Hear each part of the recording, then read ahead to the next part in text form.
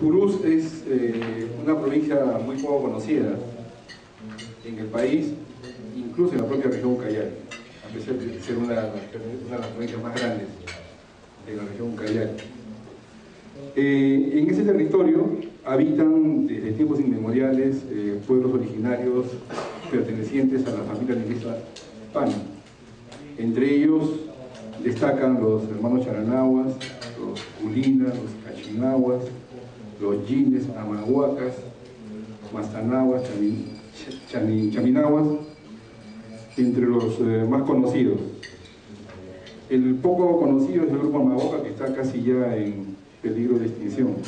Hay una sola comunidad con un número pequeño de familias. El complejo Purús, como le llamamos allá, está habitado también por pueblos autónomos o, según la ley, pueblos en situación de aislamiento voluntario o contacto inicial. Ahí existen también dos áreas naturales protegidas, el Parque Nacional Alto Purús y la Reserva Comunal Purús. El Parque Nacional Alto Purús es el área natural protegida más grande del país. Abarca 2,5 millones de hectáreas de bosque, al interior del cual habitan pueblos autónomos o aislados, reconocidos legalmente por el Estado, como son la Reserva Territorial Machu Picchu y los curanjeños. Y como este es un parque que engloba dos regiones, Madre de Dios y Ucayali, en la parte de Madre de Dios están la Reserva Territorial de Aislados Madre de Dios. Yo he tenido ocasión de compartir, porque he vivido ahí 3 años en esa zona, y entonces, además, existen 47 comunidades asentadas en la cuenca del Purús y en la cuenca del Curán. La provincia, como provincia, efectivamente, si uno mira el mapa, está aislado del resto del país, desde el punto de vista de cómo lo vemos la gente de las ciudades.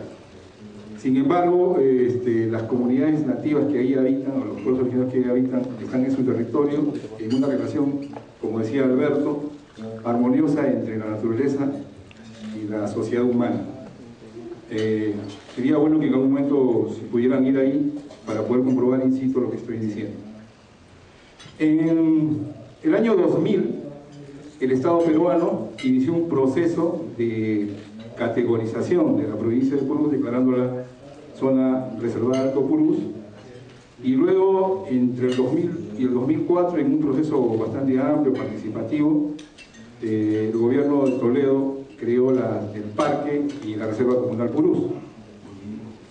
Y entonces, desde que se ha creado este proceso, este proceso de categorización, las comunidades participan de manera activa tanto en la gestión del parque como en la Reserva Comunal Purús. Y quisiera aquí detenerme un poquito. De acuerdo a la ley de áreas protegidas, hay diversas categorías de áreas naturales en el país, desde Machu Picchu, las minas de Nazca, pasando por el Parque Alto Purús. Sin embargo, en este proceso de lucha del movimiento indígena amazónico por recuperar territorios, se logró que se creara un área especial que se llama reservas comunales. Y de acuerdo al régimen especial de gestión de estas reservas comunales, son las comunidades las que asumen la gestión directa de esta categoría de área, que suscriben un contrato con el Estado, que entrega a las comunidades organizadas por tiempo indefinido o a perpetuidad el manejo de estas áreas.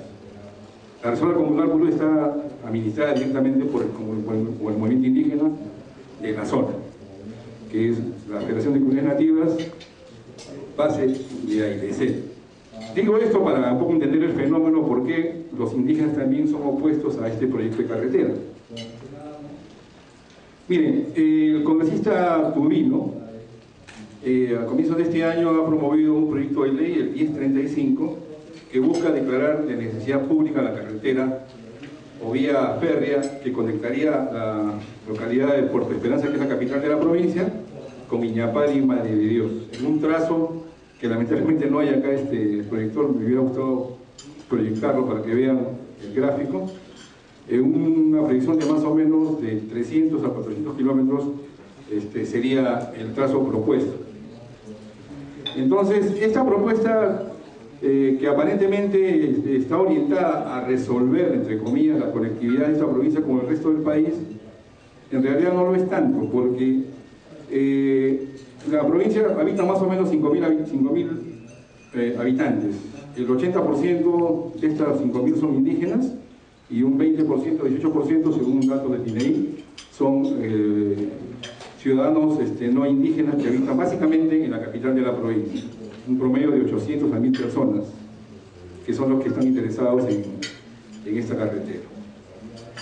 Entonces, ¿cuáles son los problemas que traería esta propuesta?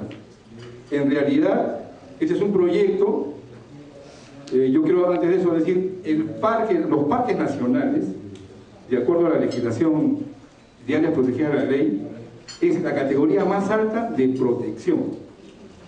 Es decir, es el área que no permite intervención humana de ningún tipo.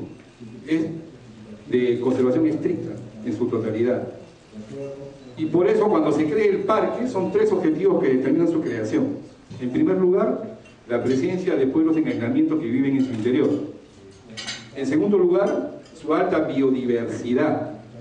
Como es el parque más grande del país, produce servicios ambientales, una serie de posibilidades de vida en el bosque que traen beneficios, por ejemplo, frente al cambio climático que vive el mundo, y es uno de los aportes a la humanidad de esta zona del país.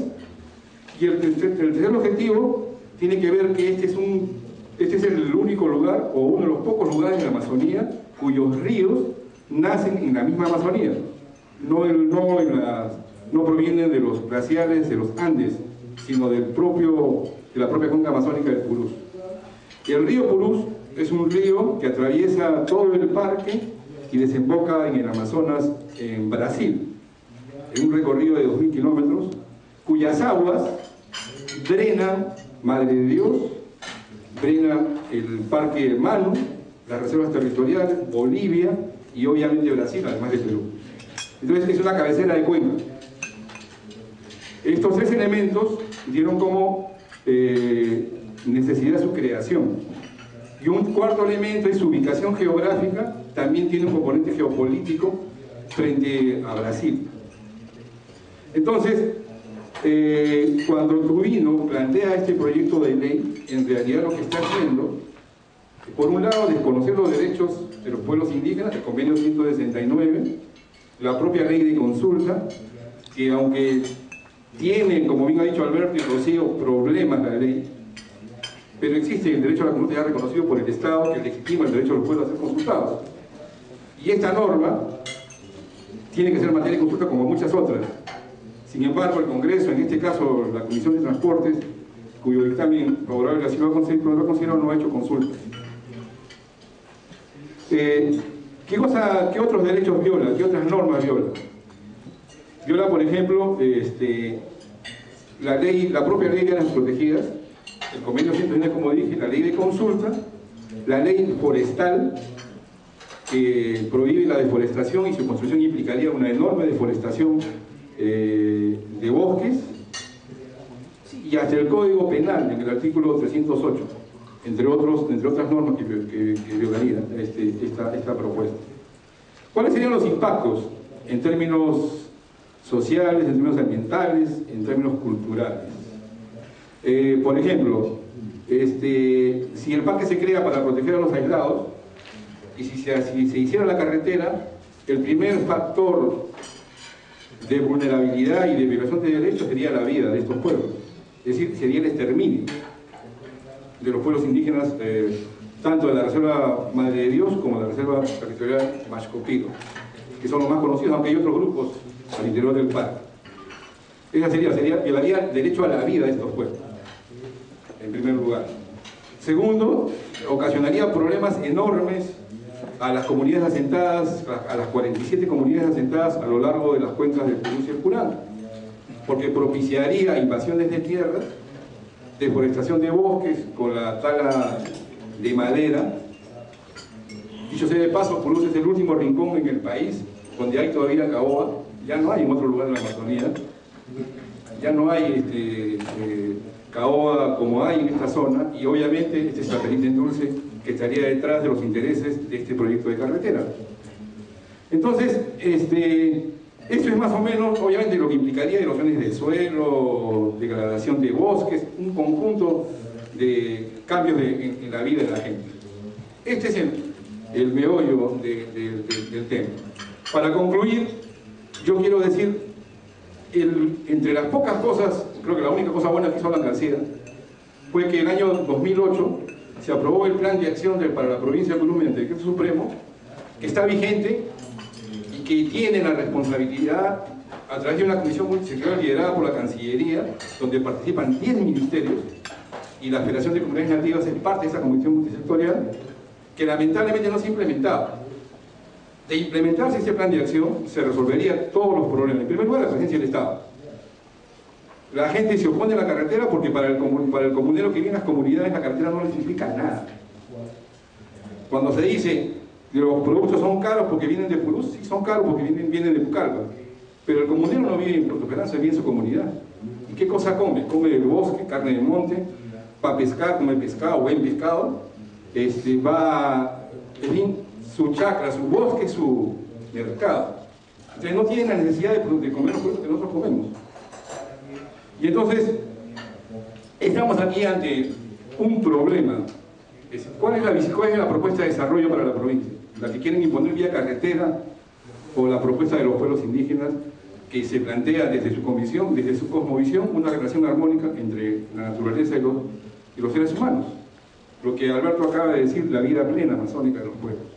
Ese es el tema de fondo. Entonces, yo concluyo invitándolos el día de mañana, a las 9 de la mañana, estamos organizando una mesa redonda en el Congreso de la República sobre este mismo tema, en la sala Grau.